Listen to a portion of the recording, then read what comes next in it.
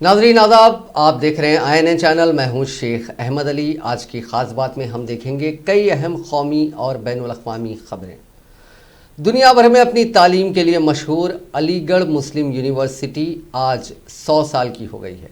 इस मौके पर वज़ीर आज़म नरेंद्र मोदी ने वर्चुअल तरीके से इस प्रोग्राम में शिरकत की। लाल बहादुर शास्त्री के बाद यानी करीब 56 साल बाद मोदी ऐसे पहले वज़ीर आज़म हैं जिन्होंने AMU के प्रोग्राम में अपनी बात रखी। अलीगढ़ मुस्लिम यूनिवर्सिटी की तारीख बड़ी ही दिलचस्प है। यूनिवर्सिटी बनाने वाले सर सैयद अहमद ख़ान में एक अलग तरह का जुनून था। 1869 और 70 में सर सैयद अहमद ख़ान बनारस में सिविल जज के तौर पर तैनात थे। उस दौरान उनका लंदन आना जाना रहता था। वहाँ उन्होंने ऑक्सफोर्ड और कैम्ब्रिज जैसी यूनिवर्सिटीज़ देखी। जब उनके जहन में ख्याल आया कि एक यूनिवर्सिटी बनाई जाए जो ऑक्सफोर्ड ऑफ द ईस्ट कहलाए, ये ख्वाब उनका जुनून बन चुका था। 9 फरवरी 1873 यानी 1873 को उन्होंने एक कमेटी बनाई जिसने तमाम रिसर्च कर 24 मई 1875 को एक मदरसा बनाने का ऐलान किया। ऐसा इसलिए किया गया क्योंकि उस वक्त प्राइवेट यूनिवर्सिटी बनाने की इजाज़त नहीं मिलती थी।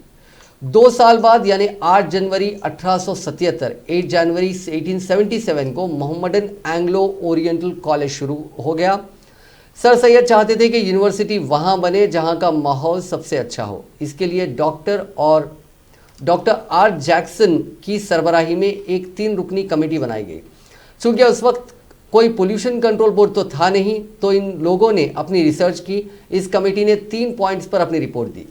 शुमाली हिंद में सबसे बढ़िया माहौल उस वक्त अलीगढ़ का था। इसकी वजह यह थी कि अलीगढ़ में उस वक्त ज़मीन के अंदर का पानी का लेवल यानी अंडरग्राउंड वाटर लेवल 23 फीट पर था। उस वक्त 2 चीज़ों से लोग ज़्यादा मरते थे, सैलाब से या फिर सूखे से यानी ड्रॉट से। अलीगढ़ के आसपास कोई नदी, झरना या झील नहीं थी जिससे बाढ़ आ सके। वहीं उस वक्त पानी का लेवल इतना अच्छा था कि सूखे का भी डर नहीं था। अलीगढ़ ट्रांसपोर्ट फ्रेंडली था। GT रोड बन चुकी थी और रेलवे ट्रैक भी बिछ गया था। इससे आसपास के ज़िलों के बच्चे भी आसानी से यूनिवर्सिटी तक पहुंच सकते थे। हज़रत अली को बाबुल इल्म यानी इल्म का दरवाज़ा कहा जाता है। ऐसे में हज़रत अली के नाम पर बने इस शहर का इंतखाब किया गया। मुस्लिम अक्सरियत वाला इलाका होने की वजह से वहाँ मुस्लिम बच्चे भी बहुत थे। सर सैयद ने यूनिवर्सिटी बनाने के लिए खूब जद्दोजहद की। उन्होंने पैसे इकट्ठा करने के लिए नए नए तरीके ईजाद किए। उन्होंने यूनिवर्सिटी के लिए भीख मांगी, लोगों के पास जा जाकर चंदा इकट्ठा किया और नाटक में भी काम किया। कहा जाता है कि 1888 में उन्होंने चंदा इकट्ठा करने के लिए अलीगढ़ में एक नुमाइश में अपने कॉलेज के बच्चों का लैला मजनू का नाटक रखवाया। उस वक्त लड़कियों का रोल भी लड़के क्या करते थे। ऐन वक्त पर लैला बनने वाले लड़के की तबीयत खराब हो गई तो सर सैयद खुद पैरों में घुंघरू बांधकर स्टेज पर आ गए। सामाइन से बोले, मैं अपनी दाढ़ी और उम्र नहीं छुपा सकता, लेकिन आप मुझे लैला ही समझे और चंदा दे दें।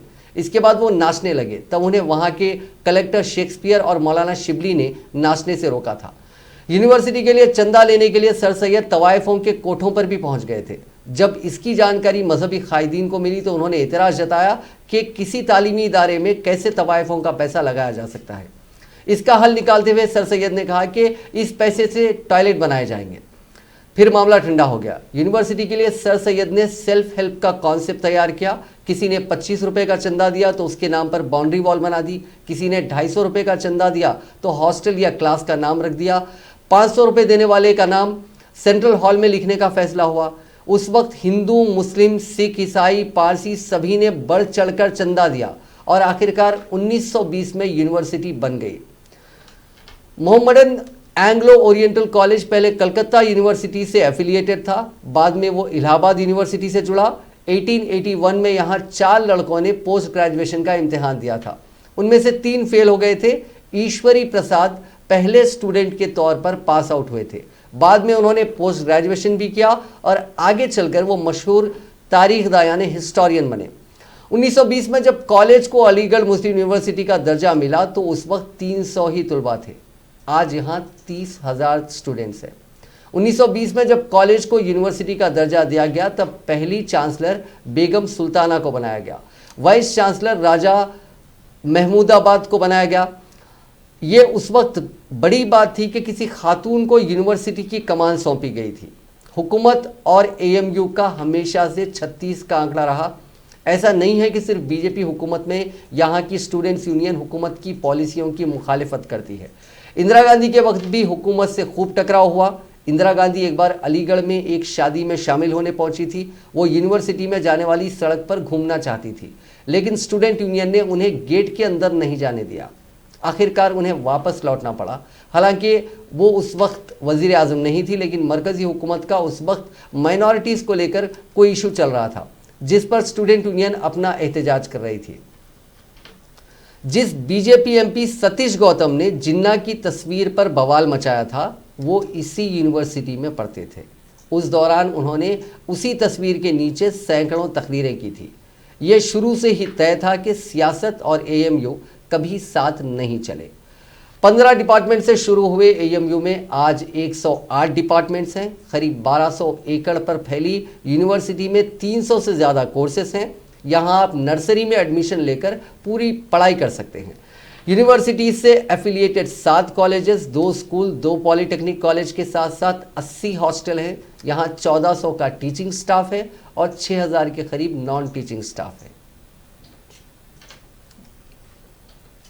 मुल्क के वसाइल का ताल्लुक हर शहरी से है और सबको फ़ायदा पहुंचना चाहिए, और ये कि मुल्क के वसाइल का ताल्लुक इन ख्यालात का इजहार वज़ीर आज़म नरेंद्र मोदी ने अलीगढ़ मुस्लिम यूनिवर्सिटी की सदी तकरीबात से खिताब में किया। इस मौके पर उन्होंने एक यादगारी डाक टिकट भी जारी किया। अपने खिताब में वज़ीर आज़म ने सर सैयद के उस बयान को याद किया कि अपने वतन से लगाव रखने वाले का अव्वलीन फ़र्ज़ यह है कि वह तमाम लोगों की बहबूद के लिए काम करे। वज़ीर आज़म ने जोर देकर कहा कि बिला लिहाज ज़ात, नस्ल या मज़हब मुल्क एक ऐसी राह पर आगे बढ़ रहा है जहाँ हर शहरी को आइन के ज़रिए दिए गए हुकूक़ का यकीन दिलाया गया है। किसी को भी इसके मज़हब की वजह से पीछे नहीं छोड़ा जाना चाहिए, और सबका साथ, सबका विकास, सबका विश्वास अहद की यही बुनियाद है। बात करते हैं वेस्ट बंगाल के इंतखाबात की। केमछो गैंग आजकल भालोबाशी करने में लगी हुई है। इंतखाबात करीब हैं और मैदान जंग में बिगुल बच चुका है। हमेशा की तरह उसूल और कवायद को अपने लिए इस्तेमाल करते हुए ज़ाफ़रानी कायदीन पूरे बंगाल में घूम रहे हैं। बिहार के बाद अब बंगाल में ज़ाफ़रानी कायदीन काफ़ी पुरुम्मीद नज़र आते हैं। इसके लिए हुक्मरान जमात और तमाम सेकुलर जमातों को घेरने में लगे हैं। दिल्ली, गुजरात और दीगर रियासतों से ज़ाफ़रानी कायदीन की कलकत्ता में आमद का सिलसिला जारी है। रोज़ बरोज़ नए वाक़यात रौनुमा हो रहे हैं। 2 अहम बातें काबिल तवज्जो हैं। याद रहे कि चंद दिन कबल ही मरकज़ की मोदी सरकार ने कोरोना के बहाने पार्लियामेंट का सरमाई सेशन को मुलतवी कर दिया, जबकि बंगाल में इंतखाबी रैलियाँ, प्रोग्राम और जुलूस मुनक़िद हो रहे हैं। इसमें मरकज़ी वज़रा, दीगर बीजेपी कायदीन भी शामिल हो रहे हैं। इस दोहरे मियार के लिए तो बीजेपी काफ़ी मशहूर है। इस तरह रैलियों में कोरोना का कोई ख़तरा पार्टी को या प्रधान को नज़र नहीं आता। दूसरी जानिब बंगाल में हुक्मरान जमात यानी तृणमूल कांग्रेस के कायदीन की हॉर्स ट्रेडिंग अभी से शुरू कर दी गई है। हालांकि बीजेपी हमेशा नताइज के बाद इस तरह की कार्रवाई करती रही है, और कर्नाटक, मध्य प्रदेश, गोवा वगैरह में इसे कामयाबी भी मिली है। लेकिन राजस्थान और महाराष्ट्र में बीजेपी हॉर्स ट्रेडिंग करने की कोशिश कर चुकी है, जिस पर उसे ज़बरदस्त पशेमानी उठानी पड़ी। इस तजुर्बे को देखते हुए शायद बंगाल में ज़ाफ़रानी पार्टी ने अपनी हिकमत अमली बदल दी और अभी से हॉर्स ट्रेडिंग शुरू कर दी। याद रहे कि पिछले रियासती इंतखाबात में बीजेपी बल्कि नरेंद्र मोदी ने खुलेआम ऐलान किया था कि ममता बनर्जी की पार्टी के कई कायदीन उनसे रब्त में हैं, लेकिन चूंकि अवाम बीजेपी से रब्त में नहीं थी, इसलिए ज़ाफ़रानी पार्टी को कुछ हासिल नहीं हो सका। लेकिन एक वज़ीर आज़म की हैसियत से यह बयान एक शर्मनाक हरकत थी। एक दिलचस्प बात यह हुई कि बीजेपी के एक रुकन असम्बली की बीवी ने बंगाल की हुक्मरान जमात में शमूलियत का ऐलान कर दिया, जिसके बाद से एक अजीब सियासी तूफान खड़ा हुआ। उस रुकन पार्लियामेंट ने उस पर अपनी बीवी को तलाक देने का ऐलान कर दिया। इस बयान से बीजेपी कायदीन की जहनियत उजागर हुई। अवामी हलकों में इस तरह के बयान पर बीजेपी को निशाने मलामत बनाया जा रहा है। याद रहे कि प्रधान ने भी इसी तरह जशोदा बहन को छोड़ रखा है, और शायद बंगाल के ज़ाफ़रानी एमपी भी अपने लीडर के नक्शे कदम पर रहना चाहते हैं। इसके अलावा एक और बात यह है कि बंगाल में ऐसे मसाइल को उजागर किया जा रहा है जिनसे फ़िरका वाराना मुनाफरत का माहौल गर्म हो सके। ममता बनर्जी की तृणमूल कांग्रेस ने 10 साल कबल कम्युनिस्ट पार्टी के 35 साल इक़्तिदार को ख़त्म किया था और तब्दीली लाने का वादा किया था, और इस वादे को निभाने में वो बड़ी हद तक कामयाब नहीं हो सकी। जबकि ज़ाती तौर पर ममता बनर्जी एक जहद का जहन की मालिक हैं, लेकिन कोई बड़ी तब्दीली वो भी नहीं ला सकी। जो तबकात कम्युनिस्ट दौर में पसमानदा थे वो आज भी उसी हालत में हैं। उनकी तर्ज ज़िंदगी में कोई इनकलाबी तब्दीली नहीं हो सकी। इंतखाबी मैदान जंग काफ़ी गर्म है और तमाम खिलाड़ी मैदान में हैं। देखना यह है कि बंगाल में किसका जादू चलता है।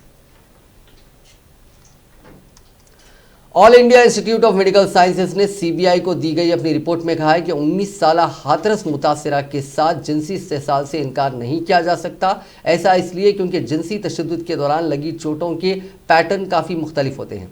ये इंकशाफ हाथरस की अदालत में इज्तिमाई असमत दरी और कत्ल के मुलजिमीन के खिलाफ दाखिल सीबीआई की चार्जशीट से हुआ। मुलजिमीन के वकील ने मीडिया को बताया कि अदालत ने फर्द जुर्म का नोटिस लिया है। एक न्यूज़ एजेंसी ने चार्जशीट के 19 सफ़ात का तस्करा करते हुए बताया कि डॉक्टर आदर्श कुमार की क़यादत में एम्स की multi institutional medical board MIMB ने एजेंसी को अपनी रिपोर्ट पेश की है। Doctor Kumar forensic medicine and toxicology के प्रोफेसर हैं। MIMB की रिपोर्ट में कहा गया है कि जिनसी इस्तेसाल के इम्कान से इनकार नहीं किया जा सकता है। जिनसी तशद्दुद के वाक़ये के दौरान लगी चोट का पैटर्न बहुत अलग हो सकता है। ये चोटों की मुकम्मल गैर मौजूदगी से लेकर संगीन चोटों तक हो सकती है। इस मामले में चूंकि जिनसी इस्तेसाल के लिए रिपोर्टिंग या फॉरेंसिक जांच में ताख़ीर हुई थी, इसलिए ये असबाब अंदरूनी चोट की अहम अलामत दिखाई नहीं देने के लिए जिम्मेदार हो सकते हैं। सीबीआई ने कहा कि MIMB ने यह भी पाया कि मुतासिरा की पोस्टमार्टम रिपोर्ट में हाइमन में कई पुराने हेल्टियर्स का भी तस्करा है। सीबीआई की चार्जशीट में कहा गया है कि मुतासिरा के मरते वक्त दिया गया बयान एक अहम सबूत था। ये दीगर सबूतों को सपोर्ट करता है और ये मुलजिम संदीप, लोकेश, रवि और रामू के खिलाफ इल्ज़ाम कायम करता है।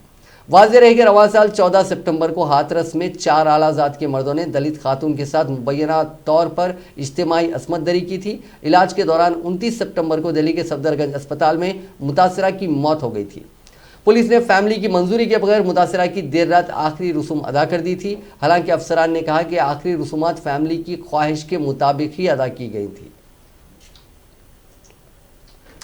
Jammu Kashmir district development corporation यानी DDC के नताइज में people's alliance for Gupkar declaration लगातार बढ़त बनाए हुए है। रियासत की 280 सीटों में से अभी तक 272 के रुझान आए हैं।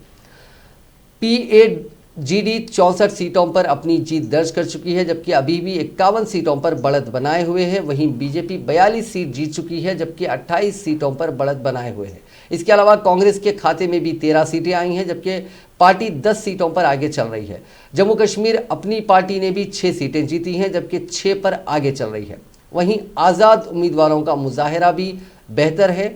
जम्मू कश्मीर में DDC की 280, वार्ड की 234 और पंच सरपंच की 12,153 सीटों के लिए 8 फेज़ में इंतखाबात हुए थे। इनमें 51% वोटिंग हुई थी। 28 नवंबर को पहले फेज़ की वोटिंग हुई थी, जबकि 19 दिसंबर को 8वें और आखिरी फेज़ की वोटिंग हुई थी। मुझे नहीं लगता। खुर्शीद साहब, आपसे जानना चाहेंगे, अभी अगर देखा जाए यहाँ पर काफ़ी ज़्यादा कंपटीशन जो है टफ है। अभी अगर देखा जाए तो बिटवीन PAGD और इंडिपेंडेंट जो है आपस में बहुत ही ज़्यादा टफ कंपटीशन उनका है।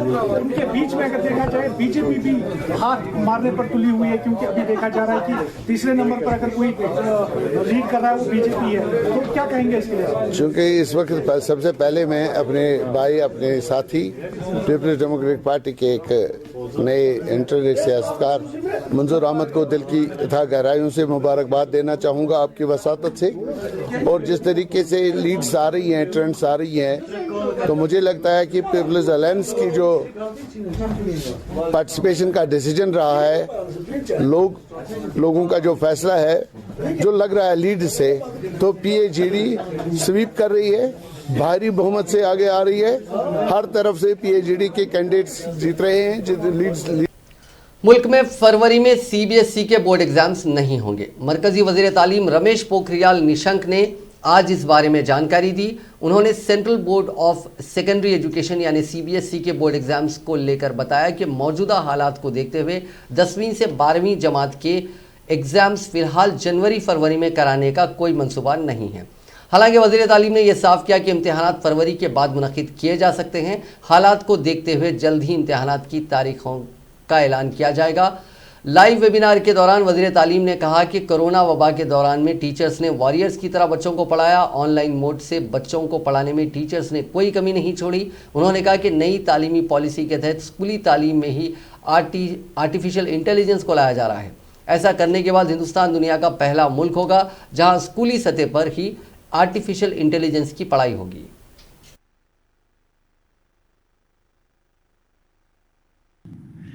आज के इस शिक्षा संवाद कार्यक्रम में मैं आप सभी अध्यापकगण का, अभिभावकगण का और अधिकारी कर्मचारियों का अभिनंदन कर रहा हूं, स्वागत कर रहा हूं। मुझे आशा है कि इस कोविड की महामारी में आप स्वस्थ होंगे और पूरा परिवार आपका सुरक्षित होगा। इस बीच अनेक बार मैं आपके साथ जुड़ा हूं। हमारा सौभाग्य है कि आपके साथ राष्ट्रपति जी भी अनेक बार जुड़े हैं, हमारे देश के यशस्वी प्रधानमंत्री कई बार जुड़े हैं, हमारे बीच आए हैं और मैंने भी समय समय पर कई बार आपसे सीधा विमर्श करने की कोशिश की है।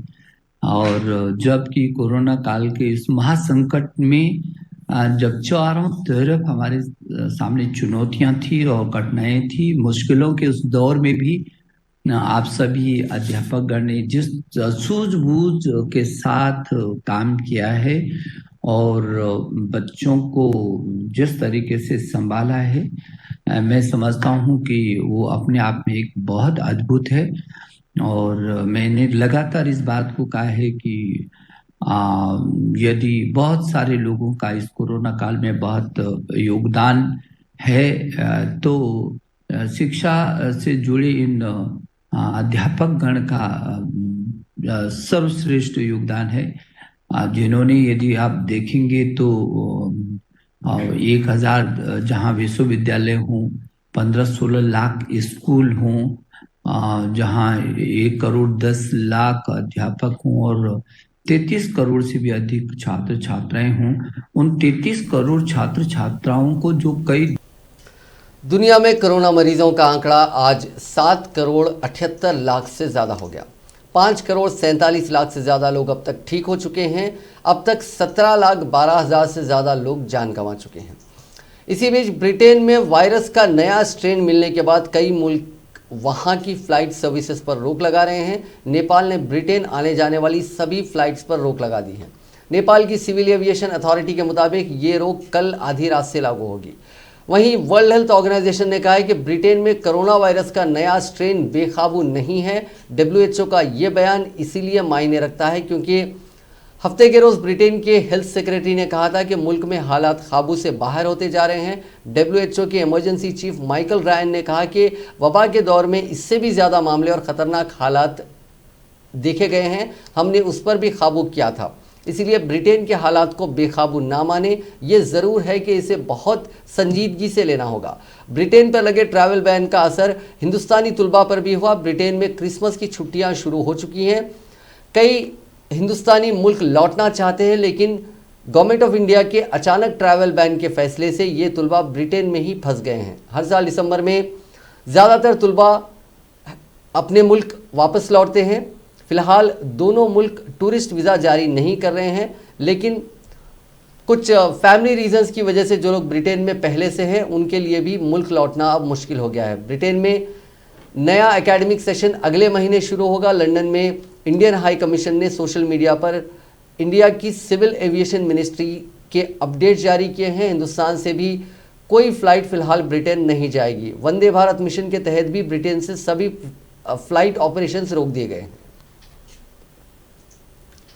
अमेरिका में बढ़ते मामलों और वैक्सीनेशन को लेकर चल रहे कई अंदेशों के बीच प्रेसिडेंट इलेक्ट जो बाइडेन ने पब्लिकली फाइजर वैक्सीन का पहला डोज लगवाया। बाद में कहा कि बेफिक्र रहें, ये बिल्कुल सेफ है। बाइडेन के वैक्सीनेशन कराने के कुछ घंटे पहले उनकी बीवी जिल ने भी वैक्सीनेशन करवाया। दोनों को ये वैक्सीन नेवार्क डेलावेयर के Christiana hospital and research centre में लगाया गया। इस दौरान टीवी कैमरों की मौजूदगी रही। जो बाइडेन फाइजर कंपनी का वैक्सीन लगवाने के बाद उन्होंने मीडिया से बात की। उन्होंने अभी पहला डोज लगवाया है, इसके कुछ दिन बाद उन्हें दूसरा डोज दिया जाएगा। दूसरे डोज की तारीख प्रेसिडेंट इलेक्ट की मेडिकल टीम तय करेगी। वैक्सीन लगवाने पहुंचे बाइडेन ने मेडिकल टीम से कहा कि मैं बिल्कुल तैयार हूं। वैक्सीन का पहला डोज लेने के बाद उन्होंने साइंटिस्ट और वहां मौजूद टीम का शुक्रिया अदा किया। कुछ देर बाद मीडिया से बातचीत में बाइडेन ने भरोसा दिलाया कि वैक्सीनेशन से डरने की कोई ज़रूरत नहीं है। वहीं अमेरिकी सदर डोनाल्ड ट्रंप ने अब तक कोरोना वैक्सीन नहीं लगवाई है। नायब सदर माइक पेंस जुमे के रोज अपनी अहलिया के साथ वैक्सीनेशन करा चुके हैं। ट्रंप की टीम ने भी इस बारे में कोई जानकारी नहीं दी है कि वैक्सीन की सबसे ज़्यादा बातें करने वाले ट्रंप आखिर ये डोज लेंगे या नहीं। ये भी खबर है कि अमेरिका के 3 साबिक प्रेसिडेंट्स ने पिछले महीने कहा था कि वो टीवी पर लाइव इवेंट में वैक्सीन लगवा सकते हैं। इस कवायद का मकसद लोगों में वैक्सीन को लेकर शुकूक और डर को दूर करना है। Bill Clinton, George Bush junior और बराक ओबामा ने कहा था कि वो टीवी पर लाइव इवेंट के दौरान वैक्सीनेशन कराएंगे। And we owe you big. We really do.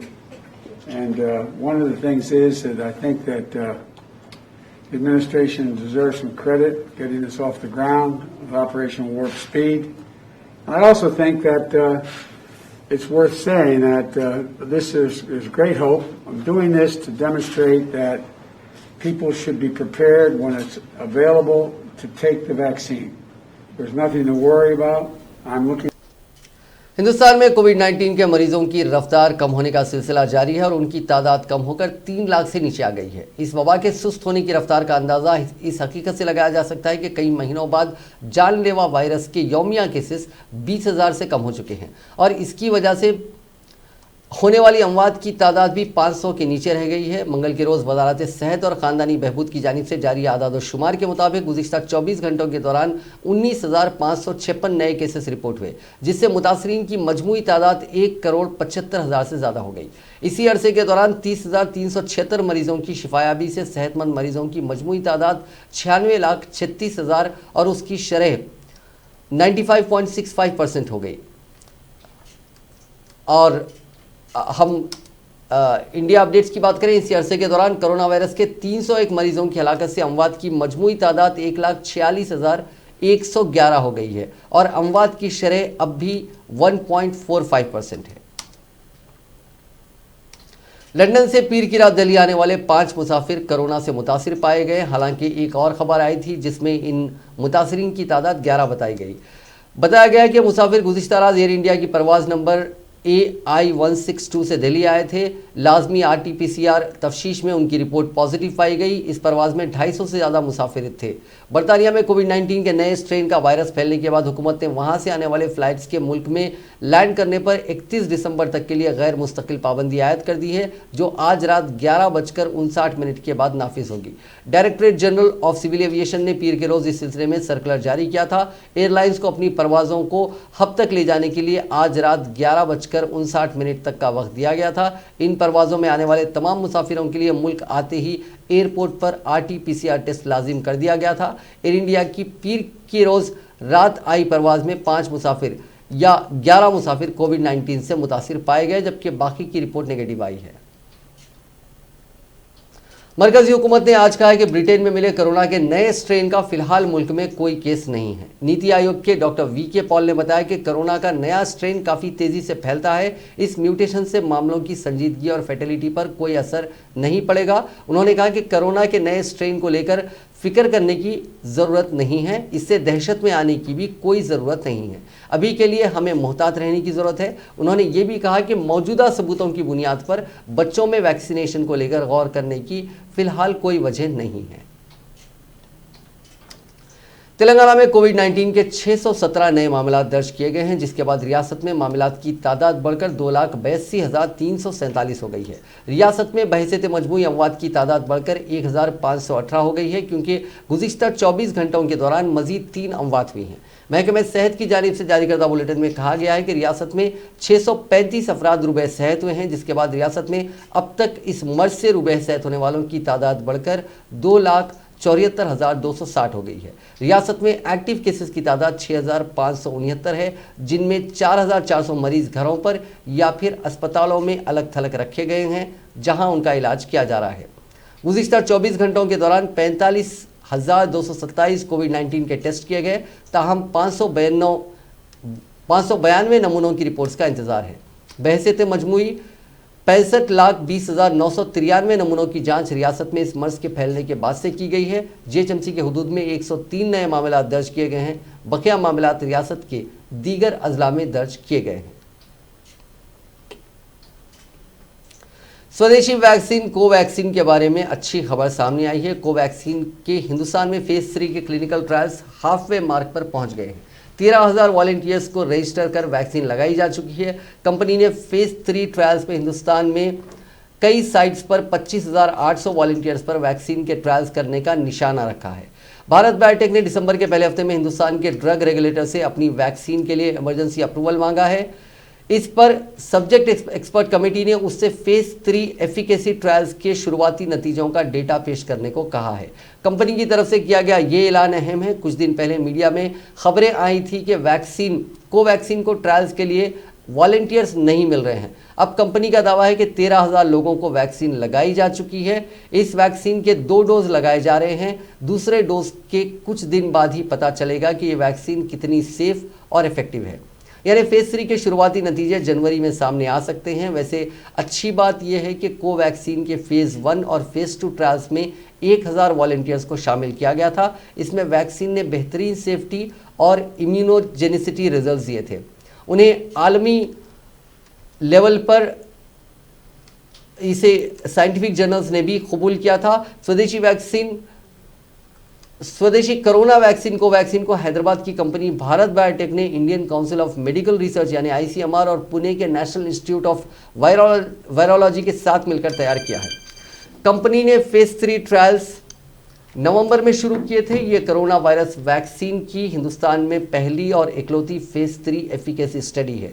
ये स्वदेशी इनएक्टिवेटेड वैक्सीन हिंदुस्तान बायोटेक की BSL-3 यानी biosafety level 3 bio containment facility में डेवलप और मैन्युफैक्चर की गई है। इस मौके पर भारत बायोटेक की जॉइंट मैनेजिंग डायरेक्टर सुचित्रा एल्ला ने कहा कि ये हिंदुस्तान में हो रहे वैक्सीन ट्रायल्स हैं और हम वॉलंटियर्स के जो पार्टिसिपेशन है उसको लेकर काफ़ी एक्साइटेड हैं। हम उन सभी 13,000 वॉलंटियर्स का शुक्रिया अदा करना चाहते हैं जिन्होंने इन ट्रायल्स में हिस्सा लिया।